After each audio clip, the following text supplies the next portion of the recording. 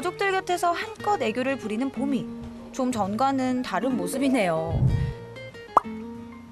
그런데 봄이야, 너 살 조금 빼야겠다. 조금 과하게 살이 쪘다는 것 외에는 큰 문제는 없어 보이는데요. 잘 찾아온 거 맞나요, 피디님? 어쨌든 조금 더 지켜보기로 하는데요. 그런데 제작진을 보자 날카롭게 구는 봄이 그저 조용히 옆을 지나간 것뿐인데 식당 밑에서 거침없이 날리는 펀치 세례. 아이고 이게 웬 봉변인가요? 식탁 아래에서 왔다 갔다 하는 제작진을 계속 예의주시하는 녀석. 그러다 난데없이 제작진을 향해 공격을 퍼붓는데요. 뭘 어쨌다고 근처에만 갔다 하면 저렇게 과민 반응인지 너무 예민하게 구네요. 봄이야, 대체 왜 그러니?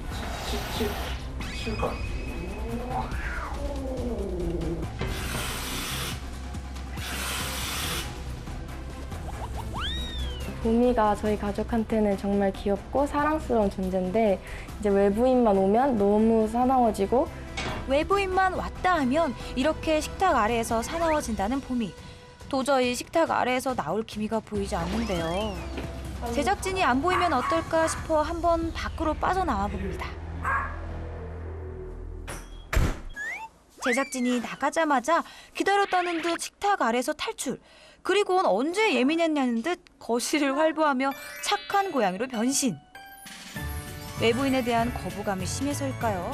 식탁 아래에서 예민했던 모습과는 180도 다른 모습입니다. 이 정도면 이중양격 아닌가요? 잠시 후 집에 누군가 온 모양인데요. 그런데 벨소리를 듣자마자 쏜살같이 식탁 아래로 가서 자리를 잡는 녀석. 아유 빠르네요. 바로 따님의 친구가 놀러 온 건데요.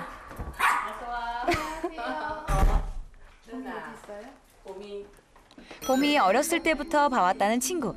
하지만 어째 둘도 그리 친해 보이진 않네요. 혹시나 공격할 것을 대비 이렇게 긴팔을 준비한 거라는데요. 어릴 때만 해도 이렇게까지 외부인에 대한 거부감이 심하진 않았다는데 이젠 누가 왔다 하면 이렇게 식탁 밑에서 극도의 예민함을 보이고 있으니 정말 답답할 노릇입니다. 그런데 잠시 후 언니. 갑자기 날라드는 봄이의 펀치. 깜짝이야. 오, 깜짝이야. 제일 가까이 간 적이 언제예요? 중무장하고 여러 개 껴있고 이제 이불 같은 거 덮고 이제 그때 좀 가까이서 보고 싶어서 다가갔을 때. 대체 이게 무슨 고생인지 봄이는 왜 이러는 걸까요? 잠시 봄이에게 관심을 끊고 이야기꽃을 피우는 모녀와 친구. 그런데 식탁 아래에서 자리를 뜨지 않고 끝까지 그 모습을 예의주시하며 경계심을 늦추지 않는 봄이. 아유 좀 편히 있어도 될 텐데요. 왜 이렇게까지 신경을 곤두세우고 있을까요? 문제의 원인을 정확히 알 수는 없지만 1년 전 그 일이 있은 후부터 변했다고 합니다. 그날 상황은 이제 뭐 이삿짐 센터 사람들이 이제 딱 들어오니까 얘가 혹시 튀어나가거나 할까봐 얘를 이제 안고 있으려고 잡는데 얘가 또 막 발버둥 치다가 얼굴 여기 한 위에 3군데, 뭐 여기 한 2군데 하고 눈꺼풀, 속눈썹 라인 바로 위에를 좀 깊게 핥혀가지고 눈에서 피가 나고 있는 거예요. 아무래도 안 되겠어서 응급실 가자 해서 새벽 1시 넘어서 응급실을 갔어요. 눈 다쳤으면 어떡할 뻔했나 그 생각하면 정말 소름이 끼쳐요. 정말 얘를 더 기르고 싶지 않은 심정이었어요.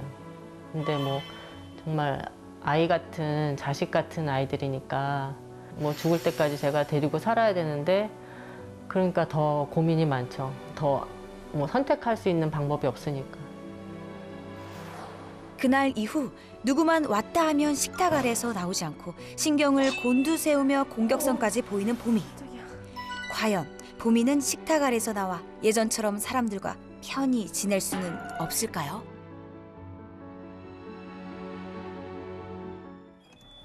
안녕하세요. 나은수입니다. 안녕. 이번에 강아지가 저를 막 반겨주네요. 춘이야, 워워. 그러면은 쭈니는 먼저 인사를 했고 봄이 한번 봤으면 좋겠는데 어디 있어요? 봄이 저쪽에 있어요. 그쪽에. 그새 식탁 의자 밑에 자리 잡고 있는 봄이. 아유, 벌써부터 신경이 곤두서 있네요. 아이가 이만하네요. 몸집이 좀 몸집이 커요. 좀 커요. 네. 항상 저기 지금 사람이 오면 저쪽에 있어요? 아니면 보통 여기 식탁 밑에 의자 식탁 밑에. 사이에 숨어요. 네. 식탁 밑에 있고 네. 그렇게 먼저 간식으로 반응을 살펴보기로 하는데요. 이름이 봄이? 봄이요. 봄이? 가까이 다가가자 불편한 소리를 내는 봄이. 어째 간식으로도 친해지긴 힘들 것 같죠? 여기 저희 혀가 많이 났어요. 혀가 많이 났네. 표정이 좋지 않은 선생님. 생각보다 문제가 심각한 건가요? 다 빠질게요. 여기서는 의미가 없어요, 지금. 아이가 눈에 보이는 게 하나도 없어요. 사람이 긴장을 하거나 과도하게 스트레스 받으면 아무것도 안 보이잖아요. 지금 약간 그런 상황이거든요. 극도의 긴장 상태. 봄이는 잠시 그대로 두기로 합니다. 화장실은 어디 있어요? 화장실은 욕실 안에. 욕실 안에 있어요? 네. 캣타워는? 캣타워를 예전에 해줘봤는데 네. 거기는 아예 옆도 안 가길래 그냥 치웠어요. 치웠어요? 네, 버렸어요. 버렸다고요? 네. 캣타워가 안 보여서 네. 제가 물어봤는데요. 2번 샀다가 버렸어요. 버렸어요? 네. 아, 한 번도 올라가지도 않는다? 안, 그랬나요? 네, 관심을 안 보이더라고요. 캣타워가 보통 기본적으로는 있어야 되거든요. 근데 이제 그게 사용을 하는 안 하는 거는 아이의 선택이죠. 그러니까 그거를 어떻게 하면 좀 더 좋게 좀 사용할 수 있도록 독려하는 것도 방법이기도 하고. 일단 그러면 앉아서 제작진이 준비한 영상을 좀 볼까요? 네. 자, 문제 영상을 보며 해결책을 찾아볼까요? 먼저 누가 왔다 하면 식탁 밑으로 후다닥. 이런 행동은 어떻게 봐야 할까요? 제 행동과 비슷한 행동을 조금 하네요. 원래는 식탁 밑으로 들어가는 게 아니라 어디로 숨거나 아예 구석으로, 그렇죠? 구석으로 숨거나 아니면 높은 곳으로 올라가거나 이 두 가지를 선택을 보통은 하거든요. 근데 봄이 같은 경우는 전혀 엉뚱하게 강아지가 하는 행동, 올라가지도 않고 숨지도 않고 어디 위가 막힌 공간으로 간다는 거는 좀 약간 오히려 강아지스러운 행동에 가까운 것 같아요. 근데 네. 식탁 밑에서는 나쁘다는 생각을 못 한 게 네. 기분 좋을 때도 거기 되게 가서 막 비비고 다니고 막 그런 걸 많이 봤거든요. 그래서 꼭 숨는다는 생각을 못 했어요. 정말 왜 그렇게 봄이가 식탁 아래에만 있었던 거죠? 그러니까 이 공간이 그냥 자기 제일 안전한 공간, 편한 공간이라고 생각해요. 근데 왜냐면 이 상태에서 아이한테 보이는 시야는 요만큼밖에 안 돼요. 사람 얼굴이 보이는 게 아니라 다리만 움직이는 것만 보이죠. 근데 움직이는 게 결코 좋아 보이지는 않은 것이기 때문에 이제 바로 이제 공격을 할 수밖에 없죠. 얘가 왜 여기에 집착하는지 알겠네요. 이 공간에, 이 식탁에, 식탁 밑에 집착하는지는 알겠어요. 왜죠? 너무 궁금해요. 스크래처판이 하나, 캣타워가 없고, 그 다음에 숨을 곳도 없고, 그 조금 화장실도 한 개. 그러니까 고양이계 약간 미니멀리즘? 너무 심한 미니멀리즘? 식탁 아래에 떠날 수 없었던 이유, 결국 열악한 환경 때문이었네요. 그렇다면 외부인한테 공격적인 봄이 어떻게 봐야 하죠? 이 소리 알겠어요? 약간 낮은 소리? 그건 뭐 이제 싫다고 그러는 거 아니에요? 일단 방어를 조금 했다가 무섭다고 하악질을 좀 했다가 그 다음에 이제 이게 통하지가 않으면 바로 이제 양꼬치를 날리는 경우가 많은데 지금 봄이 같은 경우는 그 과정이 되게 짧은 것 같아요. 그러니까 방어적인 표현이 되게 짧아요. 그러니까 바로 공격적인 표현. 그러니까 귀가 예를 들어서 귀가 앞으로 향해 있고 아까도 제가 잠깐 봤지만 이게 뒤로 갔다가 앞으로 수염이 뒤로 갔다가 앞으로 가는 게 아니라 앞으로 이미 가 있어요. 그러니까 이게 내가 무서워서 무섭긴 한데 난 바로 공격할 거야라는 신호를 좀 주는 거예요. 그래서 저도 이제 얘가 왜 그러나 하고 이제 인터넷 검색해 보니까 뭐예요? 인터넷은 뭐예요? 수의사한테 물어봐야죠. 인터넷은 물어봐요. 고양이들이 원래 경계심이 많아서 그 네. 순간에 물고 간다 그러더라고요. 그게 고양이의 분노 조절이에요. 분노 조절 장애. 충동 조절 장애. 당해. 네. 아니, 어쩌다가 보미에게 분노 조절 장애가 생긴 걸까요?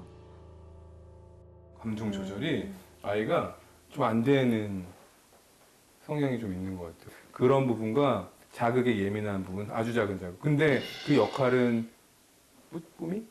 뿌니? 쭈니요. 쭈니가 약간 일조를 했어요. 네? 쭈니가 왜요? 일단 이 짖는 소리로 시작을 해주는 거예요. 벨소리, 짖는 소리가 합쳐져서 아이가 같이 그러니까 긴장을 하게 되는 그런 역할을 했던 것 같고 누군가 올 때마다 벨소리에 강아지 짖는 소리까지 가뜩이나 작은 자극에도 예민한 보미에겐 스트레스로 작용, 신경도 더욱 날카로워져 왔던 거죠.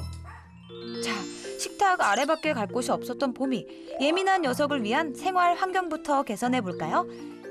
고양이에게 삶의 척도나 다름없는 화장실, 좀 더 최적의 장소, 베란다로 옮기고요. 보미만을 위한 안락한 공간으로 만들어줍니다. 요즘에는 이런 게 있어요. 이게 이제 사막화 방지 멘트거든요. 네. 그러니까 아이가 이제 사막화 모래가 턴다고 하더라도 여기에 좀 발을 닦고 나올 수 있게끔 해주는 거고 광합성 할 수 있는 어떤 해먹 그다음에 여기서 다시 올라가서 밖에 여긴 정말 벌레도 많고 새소리도 많기 때문에 이게 스크래치 판도 되거든요. 그러니까 여기서 스크래칭을 할 수도 있고 쉴 수도 있는 좀 공간. 그리고 또 하나 예전에 이렇게 안 좋아한다고 했잖아요. 이렇게 가는 거를 가게 좋아하는 방법이 이런 데다가 원래 다 이렇게 보물찾기처럼 사료를 숨겨놓으세요. 그래서 여기서 찾아 먹게끔. 그리고 아이한테는 약간의 좀 운동량이 필요해요. 네. 좀 약간 덩치가 있기 때문에 많이 움직이게끔 유도하는데 그 중에 하나가 보물찾기예요. 간식 찾기, 요리 같은 거. 그래서 이런 데 숨겨놓고 이렇게 숨겨놓고 자기가 찾아서 먹게끔. 그거를 정확한 시간에 좀 해주시면은 아이한테는 도움이 될 것 같아요. 그럼 다시 보미를 만나러 가볼까요? 그런데 시간이 어느 정도 지났건만 여전히 경계심으로 가득 찬 녀석. Calm down, calm down. 하지만 이대로 포기할 순 없죠. 조심스럽게 다가가 보는 선생님. 그런데 녀석 반응이 만만치 않은데요. 오, 공격 자세. 바로. 쉬었다 할까요? 어느 정도인지 알겠어요. 첫 번째 시도 실패. 잠시 후 이번엔 담요로 시야를 가려 보미를 좀 안정시켜 보는데요. 과연 잘 될까요? 보미야, 이번에는 제발 선생님 말 좀 잘 듣자. 아이쿠, 아유, 결국 가까스로 담요를 빠져나오는 녀석. 잠시 고민에 빠진 듯 하더니 또 어떤 대안을 내놓으실까요? 혹시 안 쓰는 칫솔 있어요? 칫솔이요? 칫솔이라면 발톱 깎기를 거부하던 고양이도 한 방에 해결했던 그 마법의 칫솔 그루밍? 과연 보미에게도 통할까요? 옆에 조심스럽게 도전해 보는데요. 효과가 있나요? 세게. 그렇지. 아, 녀석 이것마저 거부해 버리네요. 아쉽게도 두 번째 시도도 실패. 시간이 지날수록 나아질 법도 한데 더욱 거칠게 구는 녀석. 와, 진짜 최강자 만나셨네요.